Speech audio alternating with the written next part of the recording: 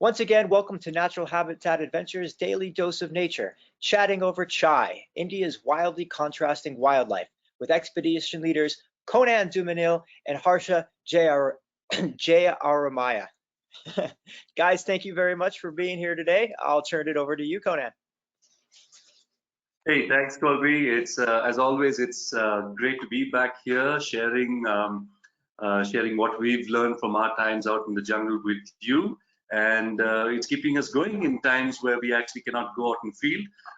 Doing these presentations and researching things and talking to people is keeping us going. So, as some of you would know, we have been both of us have been guiding with NATA for several years now. It is hard work, as you can see, but yes, it's one of the things both of us have done for several years now, and Harsha's been leading since 2012. 2012, and 13, yeah, 12, 13. I've been leading trips since 2015. We cover a lot of our trips in India. In Nepal, Bhutan, and Harsha has been doing trips to Borneo as well. Yeah, Sri Lanka. Oh, and Sri Lanka too. Yeah. Okay. So that's Southeast Asia for you. And for this presentation, thank you once again for joining us.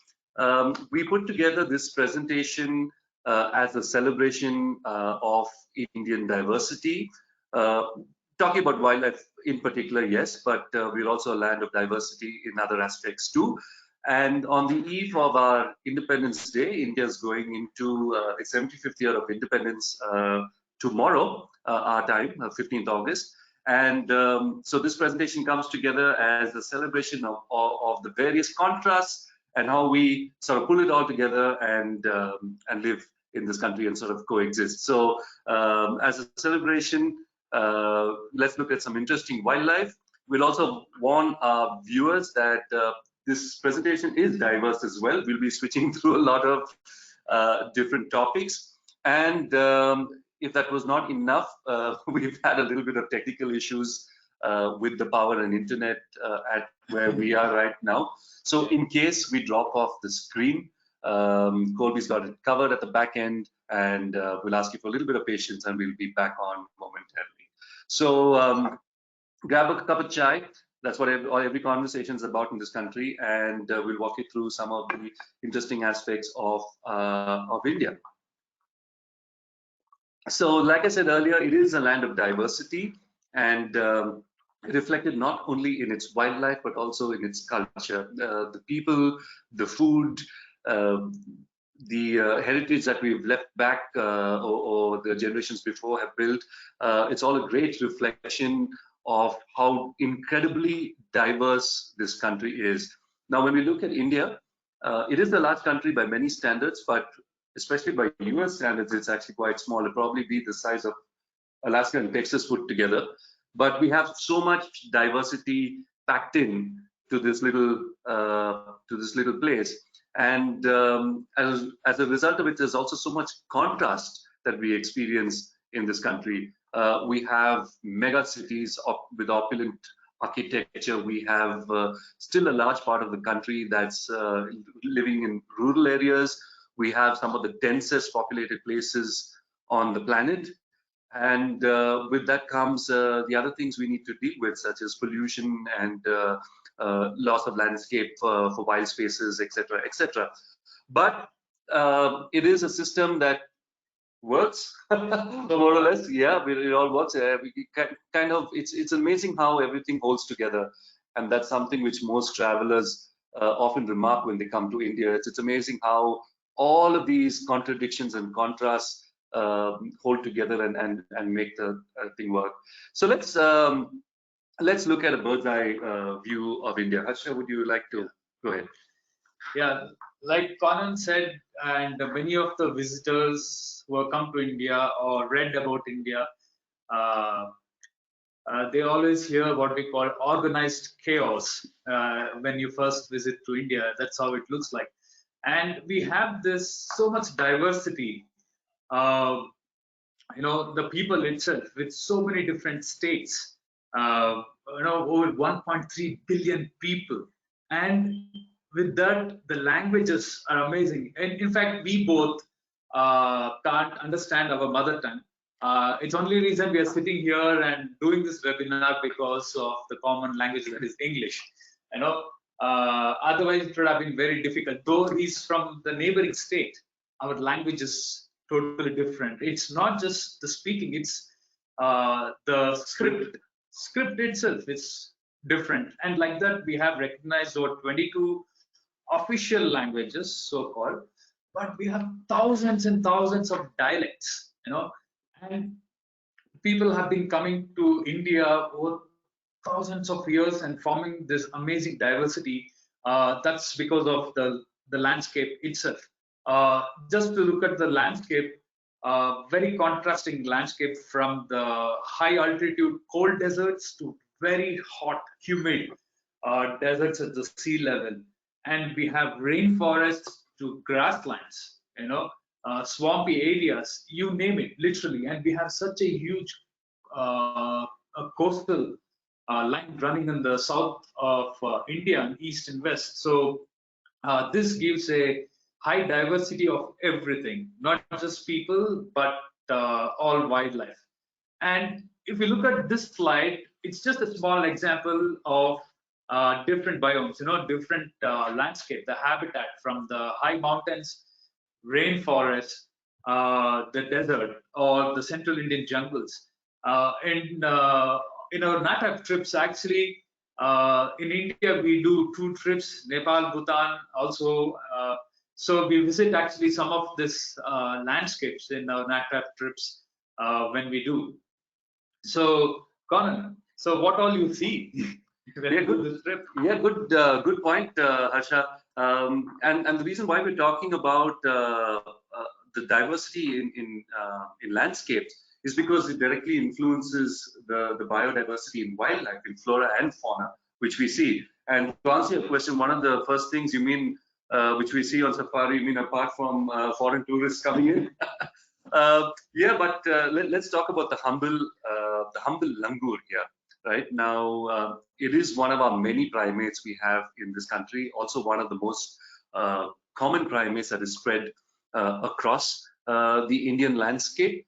And it's something where, on your first drive into the park, like you see here the jeep, you're always fascinated by this langur, because they're curious, they're interesting. You could spend hours looking at langurs, and whereas they look the same. You can often get, because you see so many of them, you could often tire of seeing them. But what I want to highlight here is that, still recently we thought they were one singular species, but there could be as many as 14 different kinds of langur across the country. Plus, looking at the grey langur, there's probably about nine species or subspecies, which now there's work being done. There could be different species. Now why we talk about this is in one of the ecological concepts we talk about today in this presentation is divergence.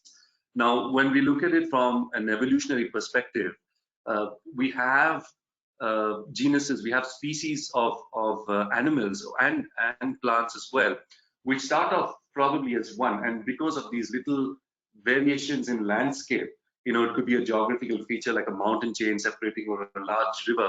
Species then diverge and evolve with different characteristics and traits. Now, with the langur, it's ever so slight. Now, the 4 images you see here are actually 4 different subspecies of langur, right? You've got the central Indian race, you have the Himalayan, 2 Himalayan races, and you have the southern race. And these differences are as minute as the way the tail is curved. You can see here, one has got an S shape, one has got a C shape, and then you also have with the hair and the mane and how it's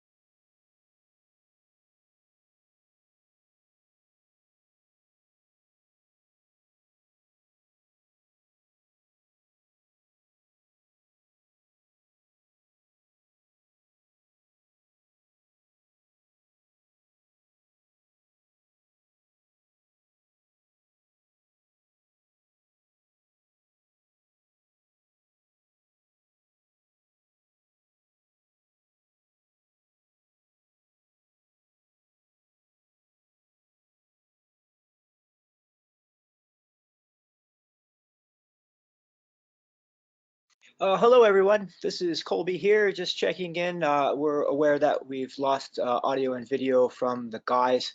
Again, apologies from India. They're having power issues there. We do have a backup plan this week. We were hoping to not have to implement it. Here they are right now. Guys, welcome back. Can we hear you?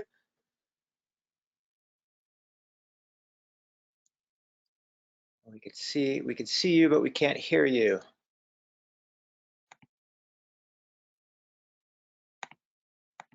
From moderator to see that we are actually good to go.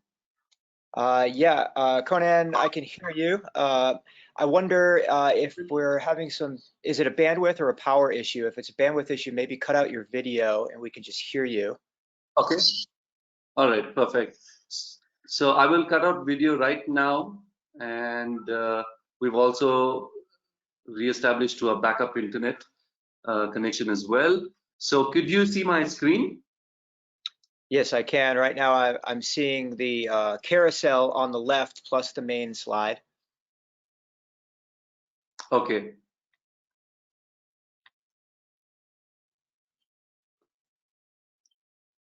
All right.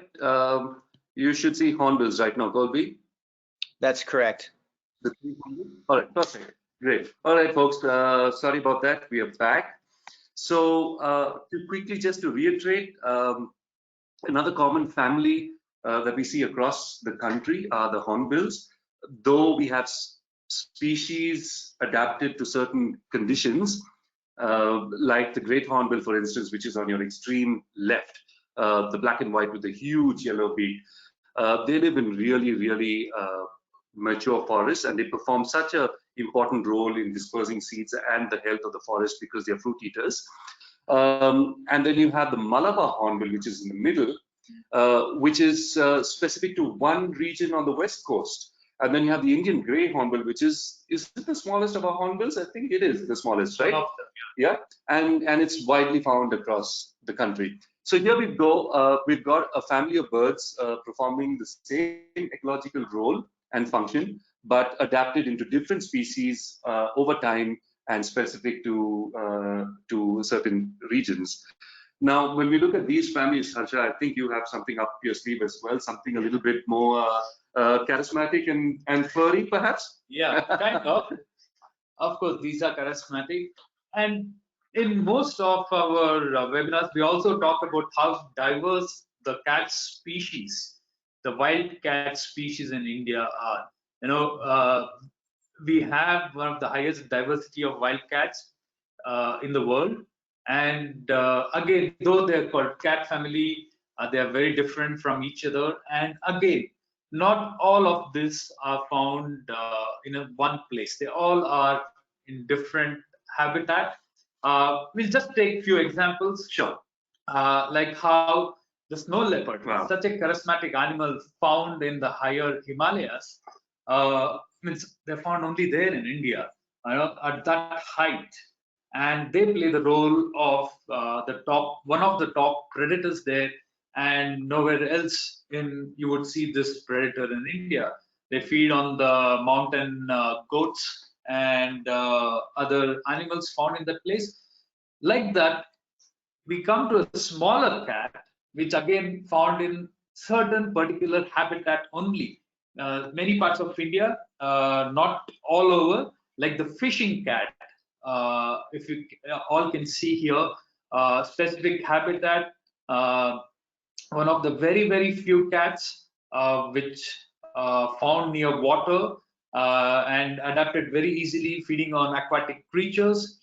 And what's it eating there, Harsha? Yeah, interesting. It's one of our friend naturalists who photographed it feeding on the carcass of a sea turtle, which was wow, washed in mangrove forest. So they're very specific on what they eat, and mainly aquatic creatures, sometimes birds. And we have another interesting cat. It's like a mythical animal for us in India. Very few people have seen, again found only in the rainforests.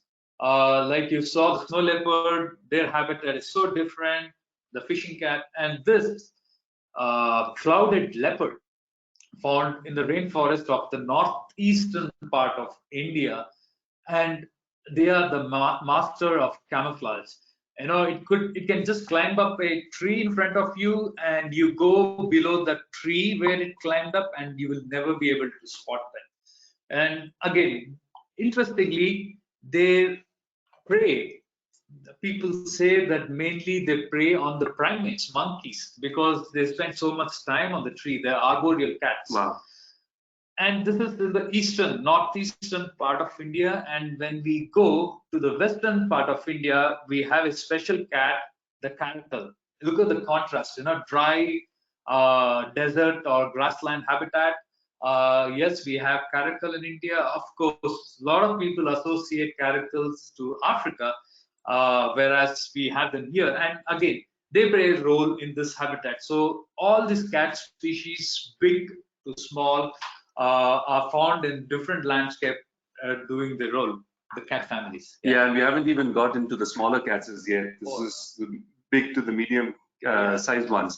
Yeah. But yeah, I think it's a great illustration. We see 4 completely contrasting landscapes and 4 completely contrasting cats that live in these landscapes, and how specifically they are adapted for what they do, right? Which is apex predator, most of these. But so you have that on one side, Harsha, and then when you move to, let's move to a place that's literally in our backyard, closer to where we are right now in the south of India, into the western coast. Here we have a species, one single species of pit viper called the Malabar pit viper, which genetically, if you look at these 4 pictures, they may look like 4 different snakes, but it's a condition called polymorphism, in which the same species can adapt different coloration and patterns to blend in. Well, in this case, to blend into its surroundings, because the Malabar pit viper is an ambush predator, and it stays motionless on branches for sometimes hours, waiting for prey to come by, like small birds or other reptiles.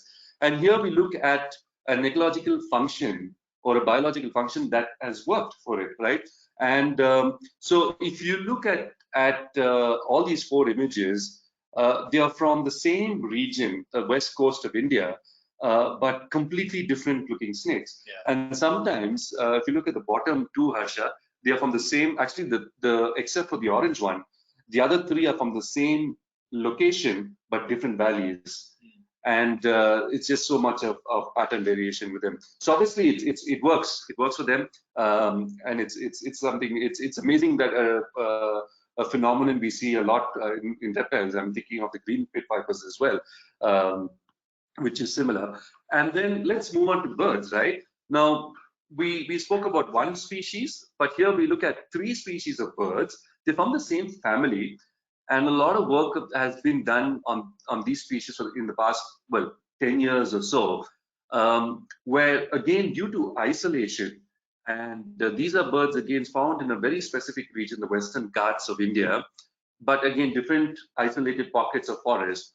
And they've had the time to adapt and to also speciate into and have developed specific characteristics such as coloration. And here we look at you just look at the beak size on all these 3 birds. These are a group of birds called the shorachilles. They were originally treated as 1 species, now are 3.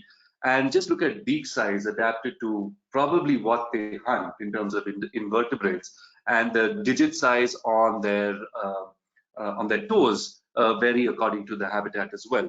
So this is something remarkable, which we call speciation through isolation. And I'm thinking of the finches on Galapagos and hummingbirds, which exhibit the same characteristics.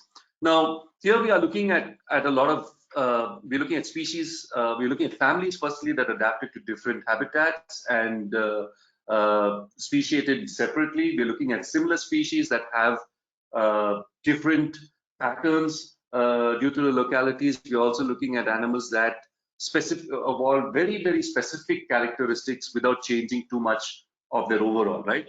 And then we have a few of others in the country, which, you know, when we compare them together, there is a lot in common, but there's also a lot of differences. And this is something which we like to call same but different, right?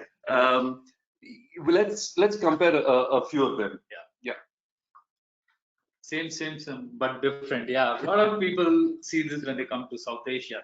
If you look at this slide here, both are mountain goats, but interestingly, they're very different from each other, and they're found really thousands of miles away from each other. One is called Nilgiri Thar, and it's found here. If you look at the map of India, it's found in way south in the Western Ghats, a chain of hills. And the other one is the Nilgiri, Himalayan Thar, and found in the higher Himalayas.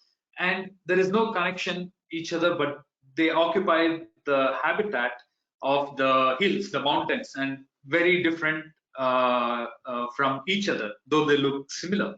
Like that, we have another interesting one called the wild ass. Again, same, but different. One is found in the higher Himalayas called Tibetan wild ass, very arid, cold area, and other one very close to the sea level, the Asiatic wild ass here, and it's found in the western part of India, which is very hot and almost at the sea level. And if we go, there are more of these. Yeah, like I'm thinking about the fox here, right? Again, phylogenetic work is being done on this. Earlier was considered one species, but there's clearly so much of morphological difference. I mean, and now with genetics coming into it, there's further studies. This is the same fox that is found across Europe and the United Kingdom as well.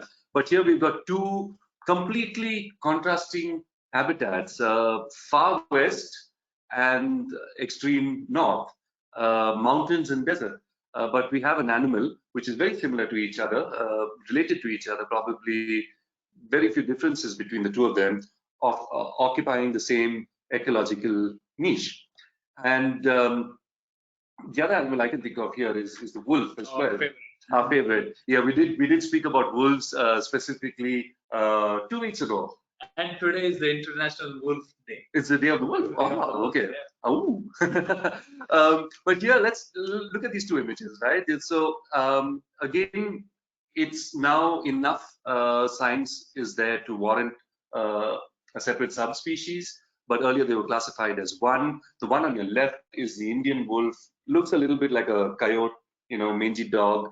And then you have the Himalayan wolf, of course, due to the adaptations of their surroundings, have developed thicker fur and denser, fat deposits. Whereas the Indian wolf, which has a huge range and occupies a lot of the central plains, have to be lean, mean running machines, really, right? And well, another one which I would like to bring is the only non-marine and only aquatic mammal we have, and we have two species of dolphins in India. One is Irrawaddy dolphin, which is found a lot across Southeast Asia, and the Ganges River dolphin.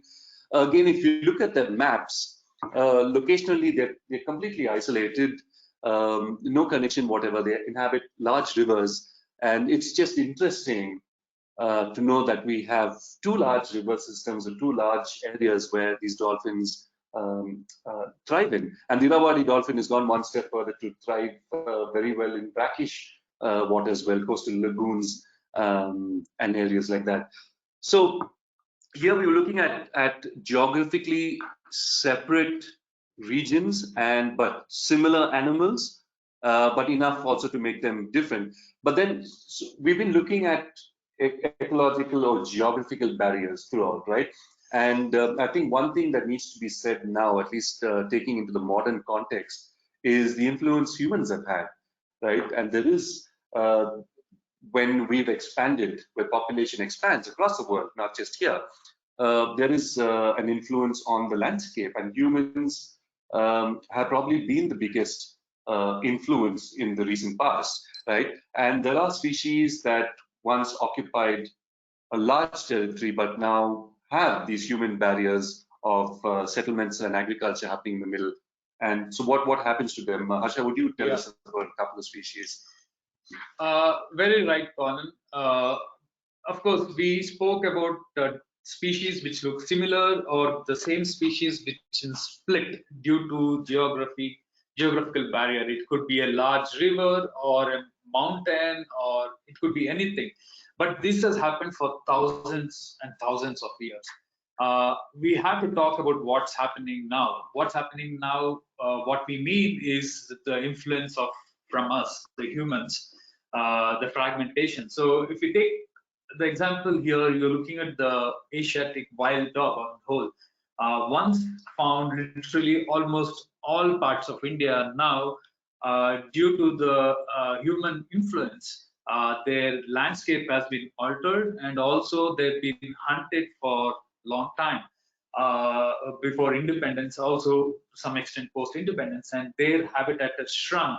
The map you're looking, they say it's a present extent of where these exist, but also it's shrunk even smaller. Another animal which is largely affected is a large animal, is the Asiatic elephants. Once found throughout India, now you can see it's really, really fragmented, very isolated pockets. Still, India has one of the highest population of elephants, but again, their landscape has been altered by humans, and they will never get a chance to be honest. Yeah, and altered very rapidly, I must say. And unfortunately for animals like the elephants, as we see here, I mean, they're a massive animal. They need a large amount of fodder to feed every day. They're in huge herds, and so there's obviously a very, very big presence that they have overall.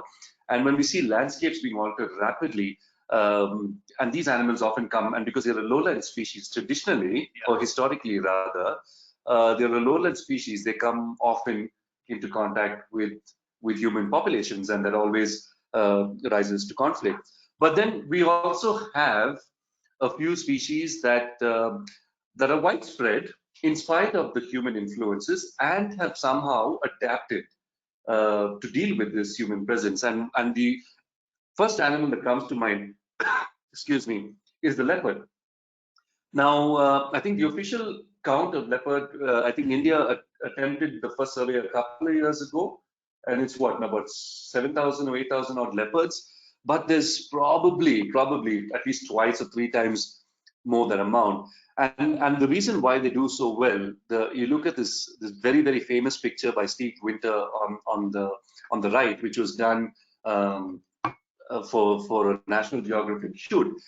In fact, it's a series of pictures. We see this is actually done in a park, and believe it or not, in Mumbai, our most populated city, well, the second most populated city just by metropolitan area, our commercial capital. And there's a series of pictures which show humans walking by, going out for a night walk after dinner, and then this camera trap picture of this leopard falling on the same path, in the same park on the outskirts of Mumbai.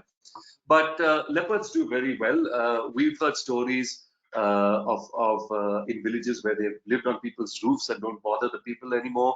We certainly have seen them thrive very well in agricultural areas. And speaking of thrive, there are some species that actually not only just thrive but also profit from human influence. Yeah. And Harsha, first thing you mentioned was the peacock, right? And I did not think of that. Yeah, peacock is one bird which has probably less than 10 years, or probably 10 years more, little bit, has spread all over India. It was not really found so much all over India. It's increased, literally increased in many parts of India where hardly people used to see peacocks, or there were no peacocks. So there are a few species which increased, and also with all the how we live, increase in rodent populations, and with the rodent comes the snakes as well. So these are some places that are really thriving. Yeah, and they do very well with humans, right? And funny that you should mention peacock. For the past 3 or 4 months, we've now been hearing peacocks just outside in our neighborhood, which you've never heard before, has never been recorded before. They're here in the neighborhood.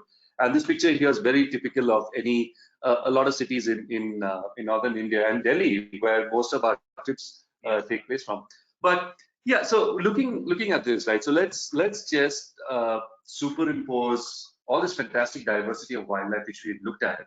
Let's just superimpose it with the population. Now, as Harsha, as you said earlier, we are now a country of 1.3 billion people, and the map on your left is a sort of a heat map to show you where the densest population centers. Well, I don't think you can call it a center anymore. It's pretty widespread, but where all the densest population is. And if you look at compare it with the map on the right, which is just the national parks, which means also largely our protected areas, a lot of them overlap. Correct. Right? And so when this happens, when human meets animal, we've seen in the past that it can go either way, right? But I just like to stay at this point. Historically, India has been a country that has not only preached tolerance, but it also invented ahimsa. It's the birthplace of ahimsa, one of the core tenets of Buddhist philosophy, which talks about living in harmony with your surroundings. And I think though things have changed over the years, and we often see conflict in today's world.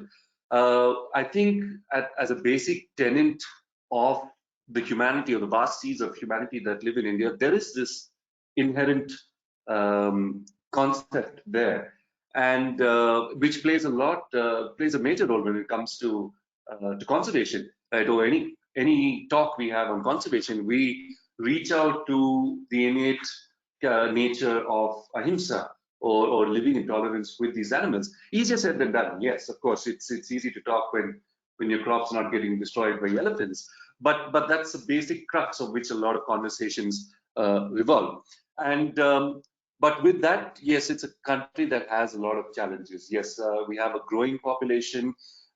We have to meet the needs of that population, and often wildlife is not priority. We're looking at basic sanitation. We're looking at education, healthcare, which often takes priorities. And also, if you look at these maps again, there's really hardly any scope to increase protected areas and offer more habitations. So it calls for an all-round system where we have to deal with growing population and increasing wildlife, but also talking about tolerance and coexistence and how it's beneficial for everyone. So I'd like to just close here with this slide. Again, in our nature of contrast, this may at first appear as something out of animal cruelty guidebook, but actually the person in the middle here is performing a very, very important role. Harsha, you and I have gone to this place, Valparai, several times. It's one of our places we love going. It's in the Western Ghats. It's also one of the best places to see this highly endangered endemic primate called the lion-tailed macaque, which is at the bottom of your screen. And this volunteer here right now, he's holding a signboard which warns road traffic, because this main highway passes through, warns road traffic of slowing down, avoiding these macaques. And because it's a macaque, it's curious, right? They always come up to vehicles, they want to steal food, so on and so forth. People like to get out and are curious to see the monkeys. So he is an important link into preserving the wildlife that lives in the area and preventing people from coming to conflict. And what he's actually doing here is just driving the monkey away, scaring it a bit, so it attaches a fear to the human and does not result in accidents. Yeah. So he doesn't hit the he doesn't hit the animals at all, right? So I think this is it's a great picture to end this slide, folks. And with that, we'd like to hear from you now if you have any questions and want to pick up brains for a bit on some of our interesting wildlife. Well, gentlemen, thank you very much. Always fascinating. I really appreciate our Friday Chai Talks with you. We do have some questions for you. Before we start, I would like to remind everybody that you can submit your own questions via the questions field in your control panel. Harsha, I wanted to pass on a message from Rita, a former guest of yours. She says, "Hi, Harsha. My daughter Kel and I took your trip a few years ago. It's great to see you today." And we also had a few comments I thought I'd pass on to you guys about how much that people enjoyed the same but different animals. And maybe that would make for a nice full slideshow the next time. That comparing and contrasting seemed to really appeal to people. So with that, yeah, it's a great idea. we have some questions for you. So you were speaking about some of the big cats, and a question is, are there serval cats found in India? Sorry, Colby, could you say that again? What species did you say? Yeah, the serval cat. Do you have those in India? No, we don't have servals, but we have a leopard cat, which and we have a jungle cat. Now, both these smaller cats, the leopard cat is slightly larger than a domestic house cat, and we have a jungle cat which is even slightly larger than that. But these two species of small cats inhabit dry grasslands to forests to degraded landscapes to habitation. So they take a lot of ecological niches, and they primarily prey on wild rodents, small birds. They will raid nests of ground nesting birds. So I think in terms of an ecological niche or a function, it occupies a similar space as the serval. And in terms of looks, I would say closely leopard cat would look a little bit like your serval with shorter ears. A bit, yeah.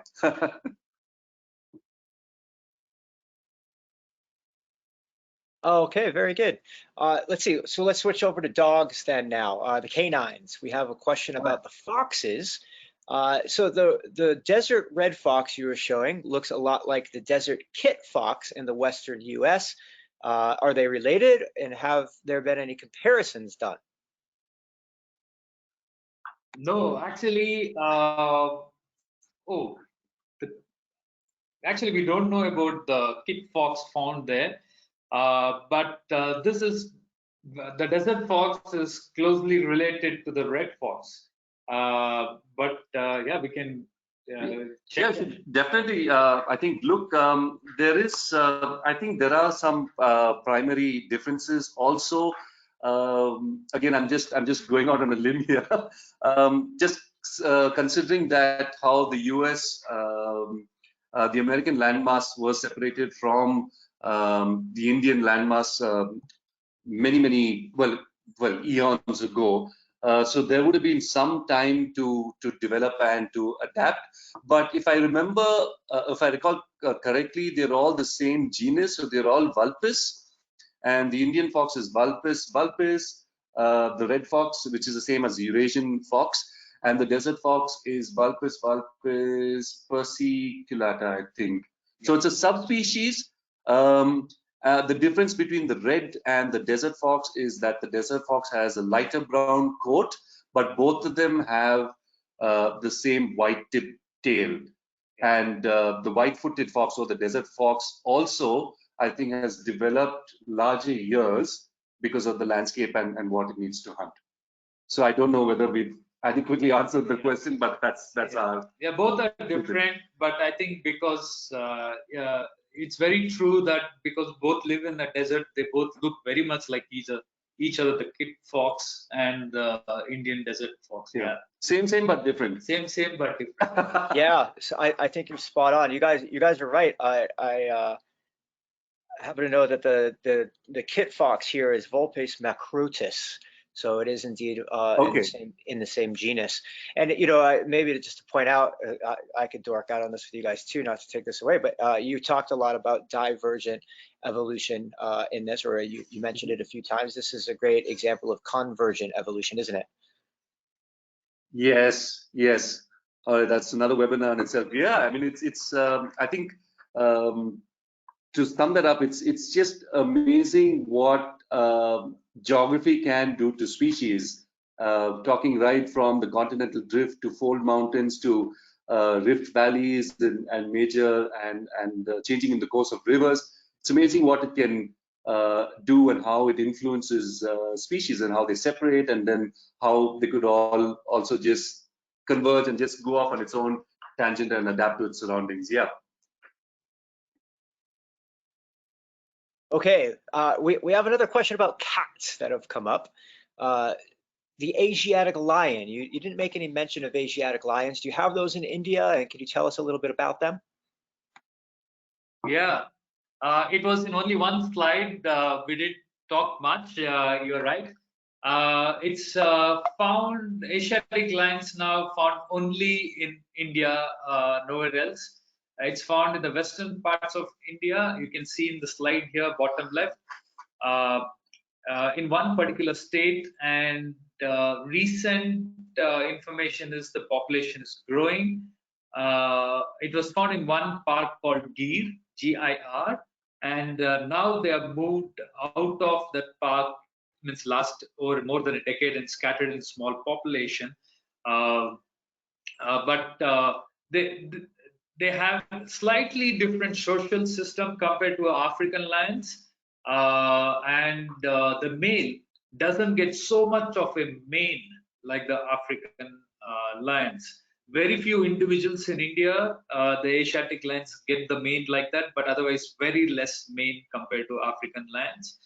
And the pride size is much smaller, and usually the male don't hang out with the pride many times like how the African lions do.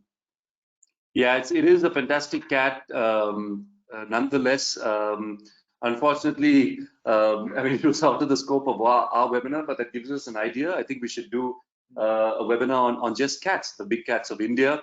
And for those of you who are interested in Asiatic lions, I would suggest our viewers to look on the internet for this population of lion that actually lives on the coast. And it's quite amazing how they've adapted to that climb. I have come as close as seeing pug marks on the beach, and it sent shivers down my spine. It was not what I expected to see on the beach. Yeah, and in sorry. No, go on, Harsha. And in that region, people see lions walking down the streets in the night of small towns and cities. Yeah, stealing chickens. Yeah. Yeah. Well, the Q&A blew up when you mentioned doing a presentation on all the cats of India. So you might be onto something there. We'll look forward to perhaps seeing that in the future. We'll have it in the works. We'll have it in the works. Thank you. Okay. How about another animal question? We'll take giant charismatic animals of India for 500, please. In your slide of Asian elephants, it appeared that those elephants didn't have any tusks. Was that true? Can you speak to that? Yeah, sure. There are some differences between Asian and African elephants. Primarily, one of the main visual differences, the morphological differences, is that the females of the Asian elephants do not have tusks. Some of them might have a little bit of a growth, which they call tushes, but it's not very visible. Sometimes it's just hidden under the trunk. And there's some other differences as well between the Asian and African elephants, and the shape of the head, the dome on the skull, the arch of the back, and also the number of toes on each foot. I think African elephants have 4 in the front and 4 at the back, and Asian elephants have 5 in the front and 4 at the back. In fact, there's so many differences that they couldn't interbreed. They can't. And if I remember rightly, a lot of zoos, in fact, encounter this problem. Sometimes you get the males on heat jumping the fence because Asian and African elephants are always kept in this close by enclosures. But they often are sterile. They don't. The embryo is not fertilized. And I think there was one zoo in the States that an offspring was born, but it was either stillborn or died within a couple of weeks. So it's not viable, the offspring. Again, this instance of this offspring born, I read it years ago. I'm not sure if my memory is serving me all that well, but it's not viable. They cannot interbreed. So there's actually a lot more differences than meets the eye. Yeah, and also interestingly, in India and especially Sri Lanka, the Asiatic elephants, lot of males don't grow tusks. These are called maknas, the tuskless males, the bulls. So yeah, we don't see much of Asiatic elephants with tusks. Of course, females don't have them, and some males don't grow them. That's fascinating. I actually didn't know so much about that. That's a good rabbit hole for us to go down now too. Thank you Oh, for yeah. covering that. Let's switch gears a little bit. We do have some questions about where people can see these animals. Are there certain trips where folks can see most of the species you're speaking about today? Yeah, sure. Harsha, I'll let you talk about the Grand India trip because that's something you do. Yeah. So in India, we do 2 trips. One is the Grand India trip, where we cover 3 different national parks, and 2 in central India and 1 in northeast India. And we have high chance of seeing the big cat, the tiger, leopard sometimes, and the small cat called jungle cat sometimes. And when we go to northeastern parts of India, to the park called Kaziranga, that's where we get to see elephants and one-horned rhino, and also we do a boat cruise to see the Gangetic river dolphin. And in this trip, the Grand India trip, there are good chances of seeing at least 3 to 4 different types of monkeys and 1 ape in India, that is the gibbon. And the second trip we do in India is Conan. You'll talk about Ranthambore. Yeah, sure.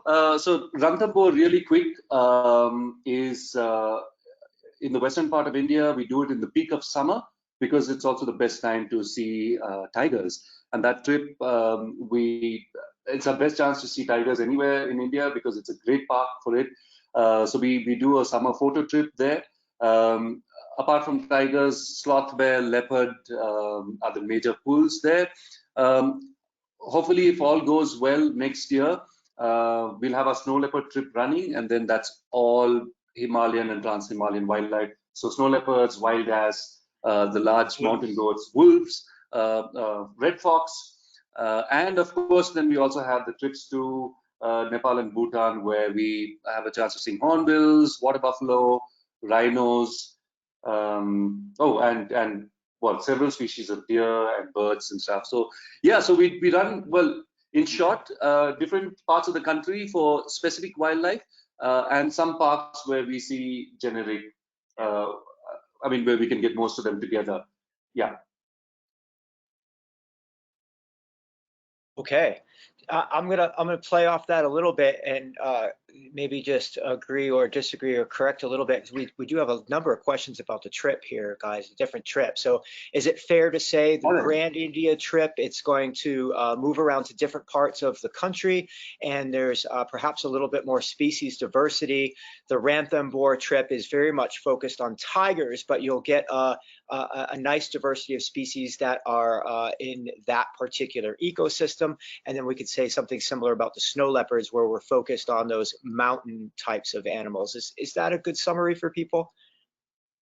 I think that's a great summary, yeah.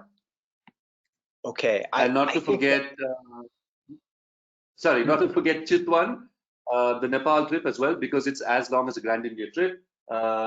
Very similar in terms of diversity of species. Yeah, so that's a great summary, Corby. Thanks. Yes, good summary. Yeah, good idea with the Nepal trip too. So I think that covers our trip-related questions. I think that's about it for today. I think we've covered it all. So guys, thank you again for being here. We really appreciate it, as always. Would you like to share a few closing remarks with everyone today? Yeah, sure. Yeah, we're looking at, well, thanks firstly for joining us again and listening to us ramble about the animals we love and the places we like to visit. It's fantastic. One of the things which we always like to put into perspective is people and animals together, because it's something that that exists in large numbers in this country. And to end with this picture, I think if we want to see some of these fantastic species not walk off into the proverbial sunset, I think it calls for an overall hand-in-hand movement of tolerance, conservation, working with people on the ground, working with several NGOs and education, going hand in hand to ensure that we and that these animals have a future. And yeah, with that said, we hope to see you this side of the pond whenever things open up. True, yeah. Thanks a lot. Thanks for coming again, and it's great. And it's you heard a lot of questions. All right. So goodbye, everybody, and have a lovely weekend. Okay, gentlemen, thank you very much again for being with us. I'd like to also thank everyone who tuned in with us today. Join us again on Monday for our next Daily Dose of Nature. You can check out this week's lineup, including registration links, on our website at nathab.com/webinars. And we did record today's presentation as always, and we will have the replay available on our website shortly. And with that, I will conclude today's webinar. Thank you, everyone, and enjoy the weekend.